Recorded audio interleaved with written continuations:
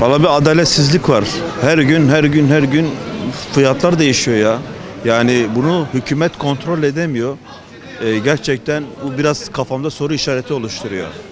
Çünkü niye diyeceksiniz? Yani yaklaşık bir ay içerisinde atıyorum bir 5 litrelik, adını söylemeyeyim, bir su alıyordum ben 5 litrelik. Ya bir ay içerisinde kaç tane değişti? O kadar fiyatı değişti ki şaşırdım yani. Artık sinirimiz bozuldu ya. Hani 1 lira bakıyorsun bir artmış. Ya daha dün aldım 9 lira ya. Nerede zaman 10 lira oldu? Yani böyle insanın psikolojisi bozuluyor yani. Bunlar artık kontrolden çıkmış. Yani normal değil yani bunlar. Hükümetin bir şeyler yapması lazım. Gençler bile Avrupa'ya gitmek istiyor, kaçmak istiyor yani. Bu çok ağır bir şey yani. Gerçekten ağır bir travma yani bu gerçekten. İnşallah düzelir. Bu önümüzdeki seçim artık insanların için bir dönüm noktasıdır. Ya hepten çukura batacağız ya da düzlüğe çıkacağız. Çok sıkı denetim olması lazım. Öyle ağızdan yukarıdan söylemekle olmuyor. Arkasını döndüğü zaman yine etiketi değiştirir gibi yine eski şeylerine dönüyorlar. Bunun çok ciddi bir yaptırımı olması lazım. Böyle ağızdan değil. Bekçi gibi bir şey bakacaklar. Denetim anlamında söylüyorum. Bakacak. Kimse o zaman yapmaz. Korkar belki. Ceza yemekten korkar. Yapmazlar bunu. Ama sırtını dönüyorlar. Gidiyorlar artık. Çok sıkı denetim olmadığı için, takip olmadığı için onlar rahat şekilde zam yapıyor yani. Yani 5 çeşit market varsa 2 tanesinde ucuzluk var, 3'ünde yok. Yani yarı yarıya bir düzelme yaptı hükümet.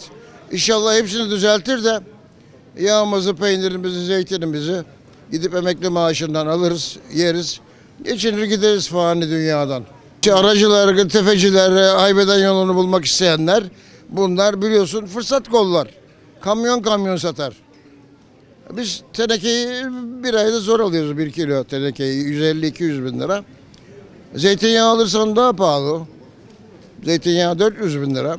Onu da az koyuyoruz salatalara. Hükümetin en büyük hatası Çin'den ve çeşitli ülkelerden mahsul alması. Türk köylüsünü, işçisini öldürdü. Ne olduğu belli değil yani. Ne olacağını düşünüyoruz. Böyle giderse yani daha kötüye gidiyor her zaman. Düzelecek diyorlar ama herhangi bir şey düzelmiyor. Sözde olmaz. Ya gerçekleri yapması lazım ki olsun yani. Bu kapatma şeyi vermesi lazım. Öyle parayla olmuyor. Tabii ben geçen şeye gittim. Patates alacağım. 19 lira patates olur mu? Markete, büyük markete. Diğerine gittim 13 lira.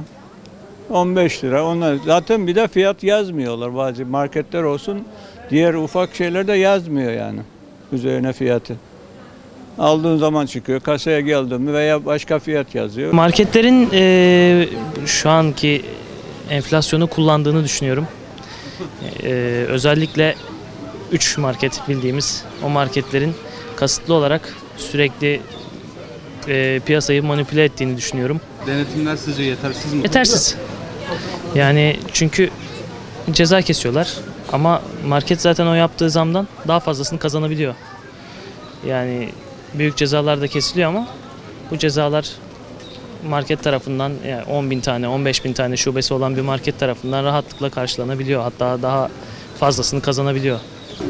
Ya bu halk kendisi artırıyor. Devletle bağlantılı değil ki.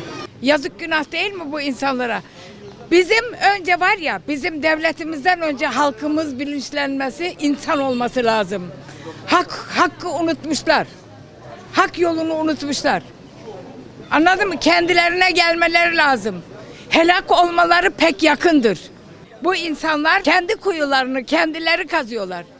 Biraz insan olsunlar be. Artık halkı bir dizginlemesi lazım bu devletin. Takibe alması lazım. İyi bir denetim lazım bu halka. Böyle hesabın altı başka, üstü başka olmuyor işte. İnsanların, gariplerin üstüne çullanıyor bu halk. Serbest piyasa ve halkın denetlemesi gerekir benim şahsi fikrim. Halk bilinçli olursa biraz daha denetim olur. Fakat hükümetin de hedef göstererek kendi sorumluluğunu yerine getirmediğini düşünüyorum. O da neden kaynaklanıyor?